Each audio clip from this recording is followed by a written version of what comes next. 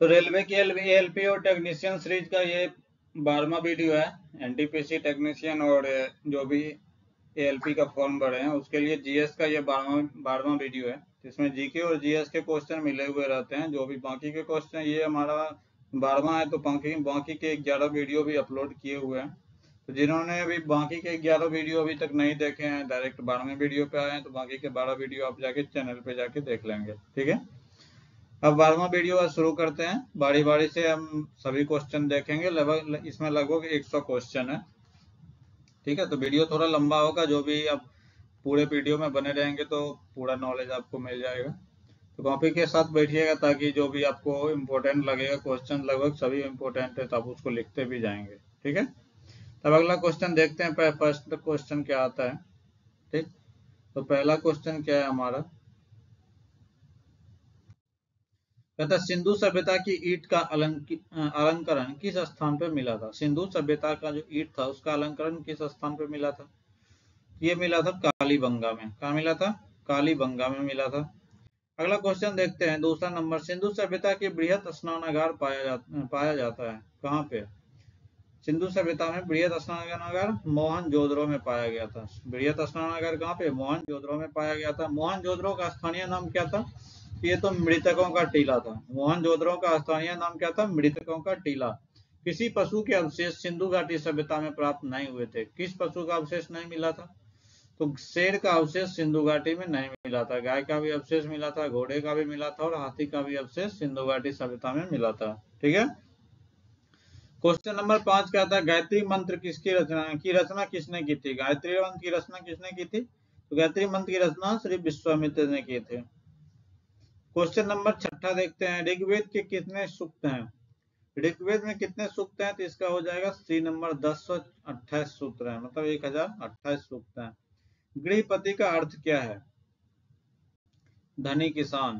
गृहपति का अर्थ क्या है? धनी किसान।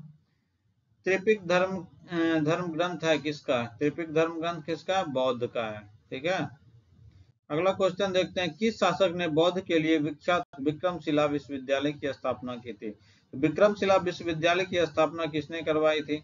धर्मपाल ने करवाई थी। विक्रमशिला विश्वविद्यालय की स्थापना धर्मपाल ने करवाई थी। बौद्ध ग्रंथ पिटकों की रचना निम्नलिखित में किस भाषा में की गई थी। बौद्ध ग्रंथ पिटकों की रचना जो है किस भाषा में हुई थी? ये पाली भाषा में की गई थी। जैन धर्म के आधारभूत बिंदु क्या है? जैन धर्म के आधारभूत बिंदु क्या है? अहिंसा। ठीक है, अगला क्वेश्चन, निम्नलिखित में कौन सा बौद्ध पवित्र स्थल निर्जना नदी पर स्थित है। निर्जना नदी पर कौन सा बौद्ध का पवित्र स्थल था? ये हो गया बोध गया है। ठीक है, था नहीं है होगा। अगला क्वेश्चन, कनिष्क की राजधानी कहाँ पे थी। कनिष्क की राजधानी पुरुषपुर। अगला, पुरुषपुर निम्नलिखित में किसका दूसरा नाम था। पुरुषपुर किसका दूसरा नाम था? पेशावर का दूसरा नाम पुरुषपुर था। भारतीयों की महान रेशम मार्ग किसने आरंभ किया था। भारतीयों ने महान रेशम मार्ग किसने आरंभ किया था? कनिष्क ने आरंभ किया था। ठीक है, तक्षशिला विश्वविद्यालय कहाँ पे है। तक्षशिला विश्वविद्यालय पाकिस्तान में है। भारत के पास 3 विश्वविद्यालय थे पहले। ठीक है, एक था विक्रमशिला, एक था नालंदा और दूसरा था और तक्षशिला था। ठीक है, तक्षशिला पाकिस्तान में चले गया। प्राचीन भारत के निम्नलिखित में से किस एक नियमित रूप से सोने का सिक्का चलाए थे। किसने सोने का सिक्का नियमित रूप से चलाए थे? कुषाण ने सोने का सिक्का चलवाए थे नियमित रूप से। फाहियान किसके शासनकाल में आया था? फाहियान जो था चंद्रगुप्त द्वितीय के शासनकाल में आया था। कुमार संभव महाकाव्य किस कवि ने लिखा था? कुमार संभव महाकाव्य किसने? कालिदास ने लिखा है। बाल विवाह की प्रथा प्रारंभ कब हुई थी? बाल विवाह की प्रथा कब आरंभ हुई थी? गुप्त काल में आरंभ हुई थी। किस विरोधी यात्री ने भारत का दौरा सबसे पहले किया था? कौन से विदेशी यात्री थे जो कि सबसे पहले भारत का दौरा किया था? इसका हो जाएगा मेगस्थनीज। मेगस्थनीज ने सबसे पहले भारत का दौरा किया था। ठीक है, अगला क्वेश्चन देखते हैं क्या है, 22 नंबर। शून्य की खोज किसने की थी? तो शून्य की खोज तो आर्यभट्ट ने की थी। ठीक है, अगला क्वेश्चन, नाट्य शास्त्र की रचना किसने की थी? नाट्य शास्त्र की रचना भरत मुनि ने की थी। नाट्य शास्त्र की रचना किसने की थी? भरत मुनि ने की थी। नेक्स्ट क्वेश्चन क्या है? नालंदा विश्वविद्यालय किसके लिए प्रसिद्ध था? नालंदा विश्वविद्यालय किसके लिए प्रसिद्ध था? ये बौद्ध धर्म और दर्शन के लिए प्रसिद्ध था। नालंदा विश्वविद्यालय जो है ये बौद्ध धर्म और दर्शन के लिए प्रसिद्ध था। अगला क्वेश्चन देखते हैं। प्राचीन नगर तक्षशिला निम्नलिखित में किसके बीच स्थित था? कौन से दो नदी के बीच में तक्षशिला था? सिंधु और झेलम नदी के बीच में तक्षशिला विश्वविद्यालय स्थित था। तक्षशिला शहर। मानव द्वारा सर्वप्रथम प्रयुक्त धातु कौन सी थी? सबसे पहले हमने तांबे का यूज किया था। पाल वंश के संस्थापक कौन थे? पाल वंश के संस्थापक गोपाल थे। पाल वंश के संस्थापक गोपाल थे। आगे का क्वेश्चन देखते हैं। पाल वंश की राजधानी कहाँ थी? पाल वंश की राजधानी कहाँ पे थी? मुंगेर थी पाल वंश की राजधानी। ठीक है। सेन वंश के संस्थापक कौन थे? सेन वंश के संस्थापक कौन थे? सामंत सेन थे सेन वंश के संस्थापक। जैन वास्तुकला का प्राचीनतम उदाहरण कहाँ पे मिलता है? जैन वास्तुकला का सबसे पुराना उदाहरण कहाँ पे है? दिलवाड़ा में मिलेगा। ठीक है। अगला, बालक के विकास की प्रक्रिया एवं विकास की शुरुआत होती है कब से? बालक के विकास की प्रक्रिया उसके विकास की शुरुआत कब से होती है? जन्म से। जी हाँ, जन्म के पूर्व से ही होती है। जब वो गर्भ में रहता है तभी से ही उसके शारीरिक विकास शुरू हो जाते हैं। ठीक है। शरीर का आकार बनना, ढांचा तैयार होना। बालक के विकास की प्रक्रिया एवं विकास शुरू होता है, ये तो जन्म से हो गया। अगला क्वेश्चन देखते हैं। मानव की वृद्धि और विकास की प्रक्रिया निम्न में से किस सिद्धांत पर आधारित है? मानव की वृद्धि और विकास की प्रक्रिया जो है ये किस पे आधारित है? तो इसका क्या हो जाएगा? विकास की दशा एवं सिद्धांत पे, परस्पर संबंध एवं सिद्धांत पे, व्यक्तिगत का सिद्धांत या सभी? इसका हो जाएगा सभी। ठीक है। अगला क्वेश्चन देखते हैं। शिक्षा मनोविज्ञान व्यक्ति के जन्म की वृद्धावस्था तक सिखाने की अनुभव का दर्शन व व्याख्या करता है। यह कथन किसका था? इसका क्या हो जाएगा? यह कथन था गांधी का। नेक्स्ट क्वेश्चन देखते हैं। निम्नलिखित में कौन सा कारक व्यक्ति की वृद्धि या विकास को प्रभावित करता है? व्यक्ति की वृद्धि या विकास को कौन सा प्रभावित करता है? भोजन, व्यायाम, ग्रंथि की क्रियाशील और उपरोक्त सभी। इसमें सभी होगा। ठीक है।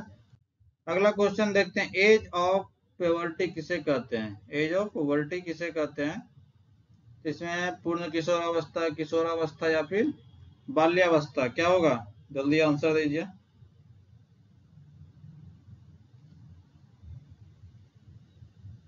एज ऑफ प्यूबर्टी किसे कहते हैं? एज ऑफ प्यूबर्टी कहते हैं किशोरावस्था को। ठीक है। अगला क्वेश्चन देखते हैं। किस आयु वर्ग की लड़कियां तेजी से बढ़ती है? किस आयु वर्ग की लड़कियां तेजी से बढ़ती है? इसका क्या होगा आंसर?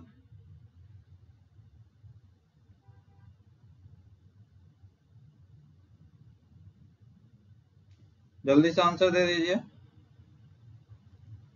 इसका आंसर हो जाएगा 13 से 15 वर्ष की। ठीक है।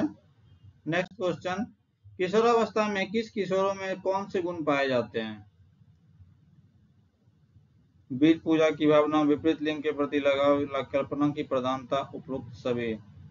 इसका हो जाएगा विपरीत लिंग के प्रति लगाव। किस अवस्था में यौवन और बाल्यावस्था के मध्य पड़ने वाला संधिकाल कहते हैं? यौवन और बाल्यावस्था के बीच कौन सा अवस्था होती है? यौवन और बाल्यावस्था के बीच की अवस्था।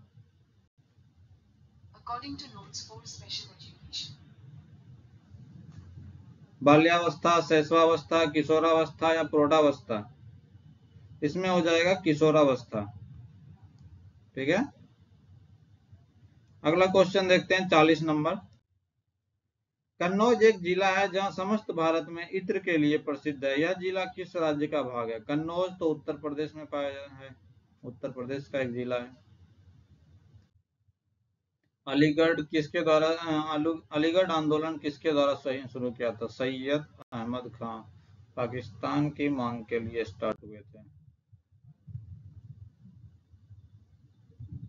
किस व्यवसाय के शासनकाल में पहली फैक्ट्री अधिनियम पारित किया गया था? फैक्ट्री अधिनियम किसके समय पहला बार पारित किया गया था? लॉर्ड रिपन के समय में पहली बार फैक्ट्री अधिनियम पारित हुआ था, लॉर्ड रिपन के समय में। अखिल भारतीय किसान एवं सभा सर्वप्रथम कहाँ आयोजित की गई थी? अखिल भारतीय किसान सभा सर्वप्रथम आयोजित हुई थी लखनऊ के अंदर। ठीक है। निम्नलिखित में से किसे 1857 में अंग्रेज ने किसने 1857 में अंग्रेज से संघर्ष किया था? अंग्रेज से संघर्ष किसने किया था? 1857 की क्रांति में अंग्रेज से संघर्ष किसने किया था? शहादत खान। इसका आंसर क्या हो जाएगा? सी हो जाएगा। अगला क्वेश्चन देखते हैं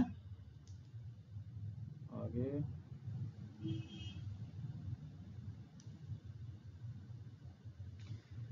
निम्न इसका तो हो गया आगे। किस प्रख्यात भारतीय इतिहासकार ने 1857 की क्रांति को क्रांति नहीं माना था? किसने 1857 की क्रांति को क्रांति नहीं माना था? आरसी मजूमदार। आरसी मजूमदार ने इसे क्रांति नहीं माना था। ठीक है। निम्नलिखित में किसे भारतीय राष्ट्रीय कांग्रेस की अध्यक्षता 2 बार मिली थी? भारतीय राष्ट्रीय कांग्रेस की अध्यक्षता 2 बार किसे मिली थी? बेदरवन। ठीक है। अगला क्वेश्चन देखते हैं 46 का 47 नंबर। भारतीय परिषद अधिनियम 1919 का सर्वग्रहण नाम है? भारतीय परिषद अधिनियम 1919 का सर्वग्रहण नाम क्या है?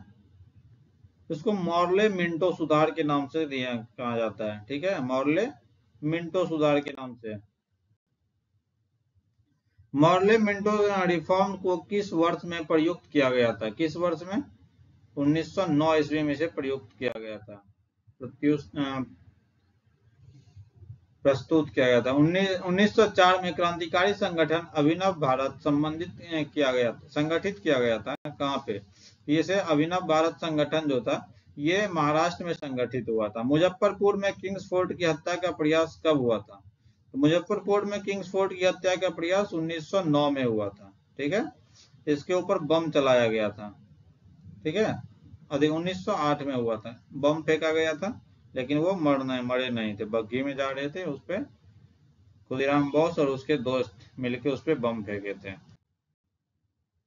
अगला क्वेश्चन। अच्छा, यहाँ से फिर 50 क्वेश्चन कंप्लीट हो गया। अब अगला देखते हैं फिर 50 क्वेश्चन। राष्ट्रीय स्वयंसेवक संघ का निर्माण कब हुआ था? आरएसएस का निर्माण कब हुआ था? तो आरएसएस का जो निर्माण है ये हुआ था 26 जनवरी 1950 में। 26 जनवरी 1950 में आरएसएस का निर्माण हुआ था। अगला क्वेश्चन देखते हैं। किस देश की गाय टी कप काऊ के नाम से जानी जाती है? टी कप काऊ के नाम से क्यों किस देश की गाय जानी जाती है? ये हो जाएगा भारत के गाय। ठीक है। नेक्स्ट क्वेश्चन देखते हैं। निम्नलिखित में कौन मौर्य वंश का शासक नहीं है? मौर्य वंश का शासक कौन नहीं है? इसका हो जाएगा अजात शत्रु। अजात शत्रु जो है ये मौर्य वंश के शासक नहीं है। अगला क्वेश्चन फिर देखते हैं। चिकनी अंतर्द्रव्यी जालिका के अनुपूरक कार्य में से एक कार्य है। इसका हो जाएगा विषैले पदार्थ का नवीनीकरण। ठीक है। अगला क्वेश्चन। कौटिल्य के द्वारा रचित अर्थशास्त्र कितने अधिकरणों में विभाजित है? कौटिल्य के द्वारा जो रचित अर्थशास्त्र है उसके कितने अधिकरण है? तो इसका हो जाएगा 15 सी। ठीक है। अगला क्वेश्चन। अनुवांशिक यूनिट अर्थात जीन होते हैं, इसका क्या हो जाएगा? गुणसूत्र में। जीन कहाँ होते हैं? गुणसूत्र के अंदर जीन होते हैं। ठीक। किसने उल्लेख किया कि नंद ने अपना कोष गंगा की धारा में छिपा रखा है? नंद ने अपना कोष गंगा की धारा में छुपा रखा है, ये किसने उजागर किया था? ठीक है। ये होगा मामूल नार ने। निम्नलिखित में से क्या डीएनए में मौजूद रहता है किंतु आरएनए में मौजूद नहीं रहता है? डीएनए में रहता है लेकिन आरएनए में नहीं रहता है। क्या? थायमीन। थायमीन जो होता है ये डीएनए में होता है पर आरएनए में नहीं होता है। किस वंश के शासक ने छत्रप प्रणाली का प्रयोग किया था? छत्रप प्रणाली का प्रयोग किसने किया था? शकों ने किया था। शकों ने छत्रप प्रणाली का। डीएनए का संबंध किस अति मूल प्रोटीन से है? उसे क्या कहते हैं? डीएनए जिस मूल प्रोटीन से मिलकर तैयार होता है या संबंध जिससे, उसे क्या कहते हैं? हिस्टोन कहते हैं। ठीक है।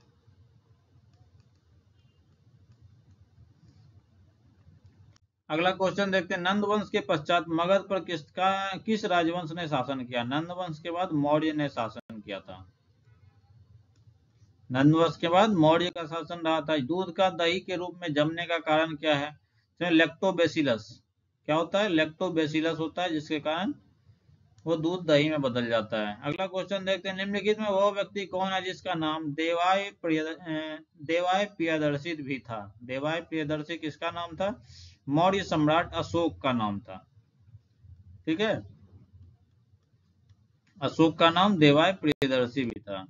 निम्न में से किसे बंडिंग के माध्यम से तैयार किया जाता है? बेंडिंग के माध्यम से किसे तैयार किया जाता है? अमीबा को। ठीक है। अगला क्वेश्चन देखते हैं, 15 नंबर का था, कलिंग विजय के उपरांत अशोक महान ने निम्न में किस धर्म का अंगीकार कर लिया था? ये बौद्ध धर्म को स्वीकार कर लिए थे। ठीक है।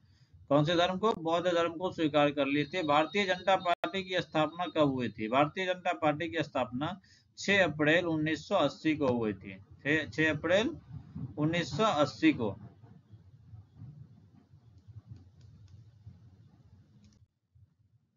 भारत में प्रथम बार सैनिक शासन व्यवहार में लाया गया था। प्रथम बार सैनिक शासन कब लाया गया था व्यवहार में?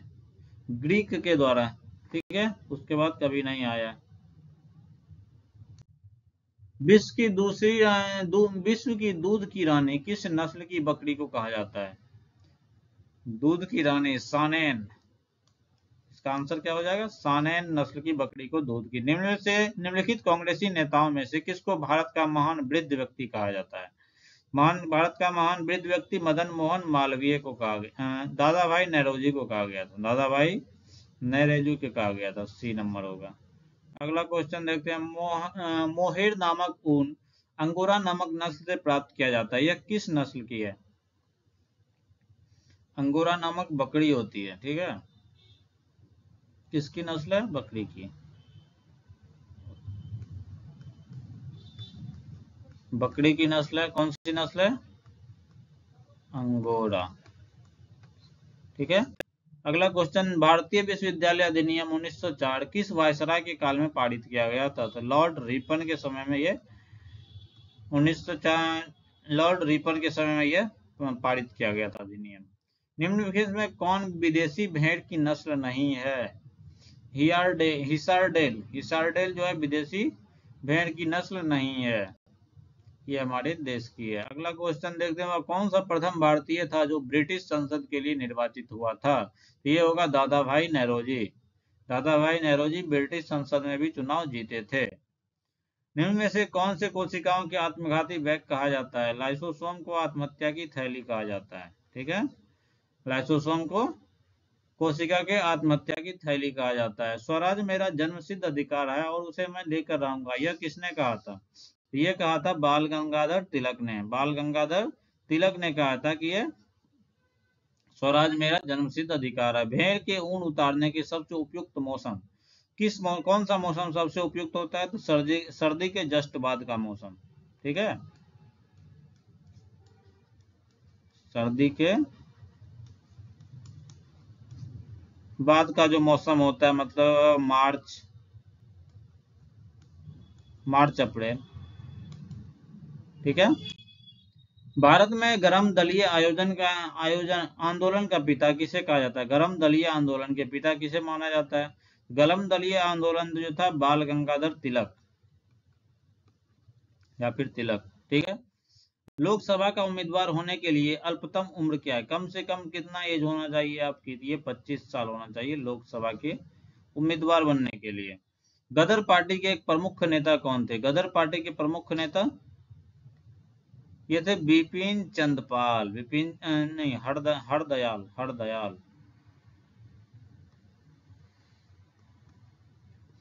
हरदयाल। अगला क्वेश्चन देखते हैं, अंडा उत्पादन में निम्नलिखित में कौन सा तत्व उपयोगी होता है? इसमें कैल्शियम। कैल्शियम जो है वो अंडा के उत्पादन के लिए उपयोगी है। अगला, महाराष्ट्र में गणपति उत्सव आरंभ करने का श्रेय किसे प्राप्त है? गणपति उत्सव किसने आरंभ किया था? ये बाल गंगाधर तिलक को ये श्रेय प्राप्त है। ठीक है। राज्यसभा का उम्मीदवार होने के लिए अल्पतम उम्र क्या होती है? कम से कम कितनी उम्र होना चाहिए थी? 30 साल होना चाहिए। ठीक है। लोकसभा के लिए 25 साल होना चाहिए। अखिल भारतीय राष्ट्रीय कांग्रेस की प्रथम महिला अध्यक्ष कौन थे? अखिल भारतीय राष्ट्रीय कांग्रेस की प्रथम महिला अध्यक्ष एनी बेसेंट थे। ठीक, ये कि भारतीय महिला नहीं थी।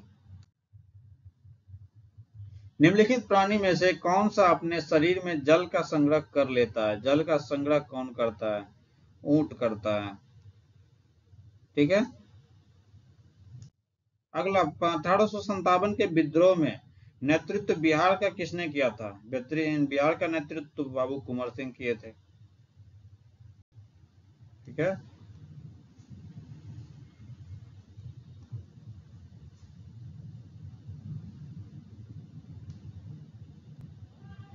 बाबू कुंवर सिंह।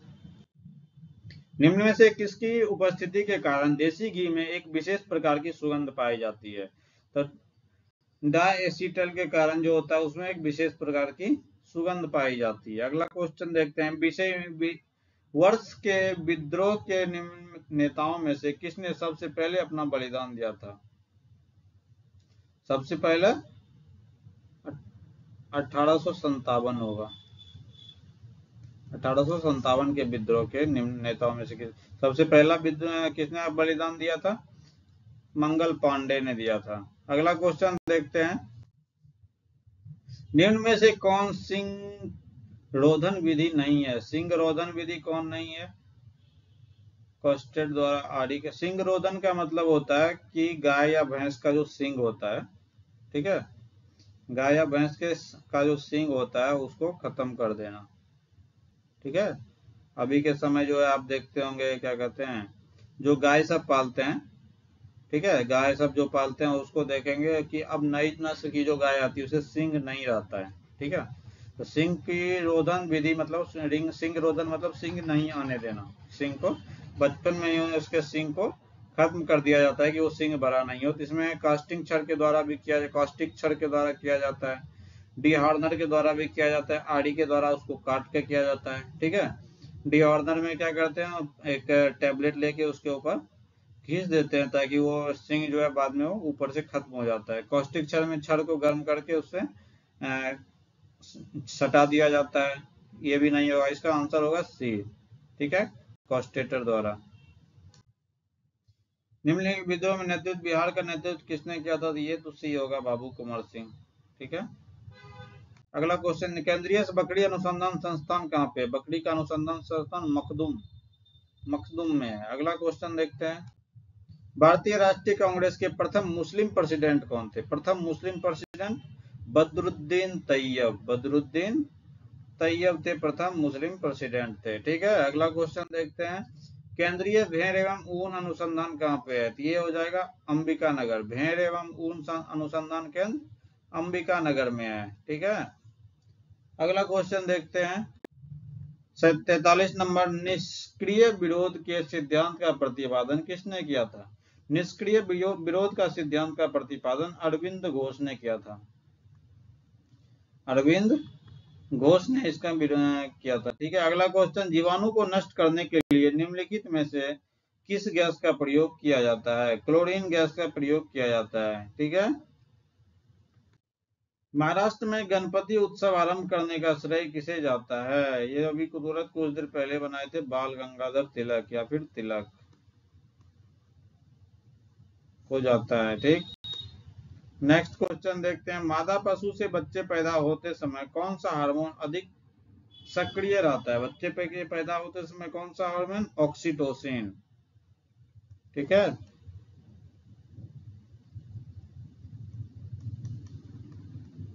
ऑक्सीटोसिन होता है, बी हो जाएगा। अगला क्वेश्चन देखते हैं।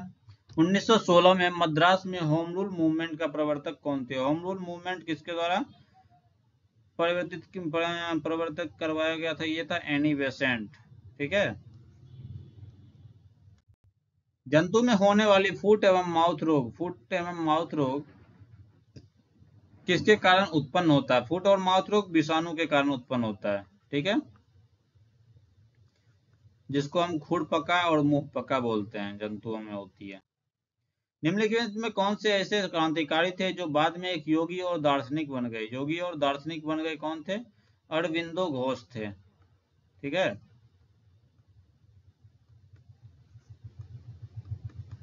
एक बार जेल गए थे, उससे निकलने के बाद वो योगी बन गए। अखिल भारतीय राष्ट्रीय कांग्रेस की प्रथम महिला अध्यक्ष कौन थी? ये एनी बेसेंट थी। एनी बेसेंट, ये अपना जो क्या कहते हैं आंदोलन का मूवमेंट जो है, ये कहाँ चलाती थी? तो ये चलाती थी महाराष्ट्र में। ठीक है, अब हो गया खत्म। ठीक है, जो यहाँ तक पूरा देख लिए हैं वो तो उसको बहुत बहुत थैंक यू। ठीक है, अभी तक में टोटल कितना क्वेश्चन? 100 क्वेश्चन हो गया। ठीक है, ये हमारा कौन सा वीडियो था? 12वां वीडियो था। तो जो अभी तक में पूरे वीडियो देख चुके हैं और ये पीछे का वीडियो नहीं देखे हैं तो पीछे जाके देख लीजिए, और सभी देख लिए हैं तो अगला 13वां वीडियो का इंतजार कीजिए, कल आ जाएगा। ठीक है, शाम 6:30 बजे।